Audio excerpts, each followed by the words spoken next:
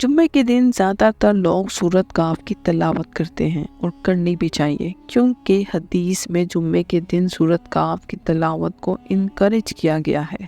ایک انتہائی پاورفل سورت جس میں 4 بڑے واقعات ہیں۔ ان 4 میں سے ایک واقعہ ہے جہاں 2 آدمی باتیں کر رہے ہیں اور ان میں سے ایک آدمی اپنے باغوں کی بڑھ چڑھ کے تعظیم بیان کر رہا ہے۔ ان باغوں کو اپنی سادہ زبان میں زمینیں یا مربع کہنے۔ وہ آدمی کہتا ہے کہ میرا نہیں خیال کہ ان باغوں کے ساتھ کچھ برا ہو سکتا ہے۔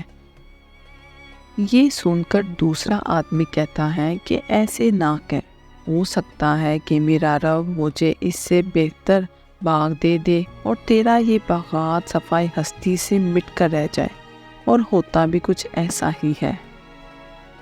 اب جب پہلا آدمی اپنے باغ میں داخل ہوتا ہے تو کیا دیکھتا ہے کہ اس کی ساری زمین تباہ ہو چکی ہے، اور پھر دوسرا آدمی اس سے مخاطب ہو کر کہتا ہے کہ افسوس، تو نے یہ کیوں نہ کہا ماشاء اللہ لا حول ولا قوت الا باللہ، یعنی وہی ہوگا جو اللہ چاہے گا اور اللہ کے سوا کوئی طاقت نہیں۔ سورۃ کاف کی یہ آیت بہت اہم ہے کہ یہ ہمیں نقصانات سے بچاتی ہے، بلکہ یہ بھی بتا دوں کہ ابو ہریرہ رضی اللہ عنہ نے ایک مرتبہ آپ صلی اللہ علیہ وآلہ وسلم کو کہتے ہوئے سنا تھا کہ عرش کے نیچے اللہ نے کچھ خزانے رکھے ہوئے ہیں، کیا میں تمہیں ان خزانوں میں سے ایک خزانے کے متعلق بتاؤں؟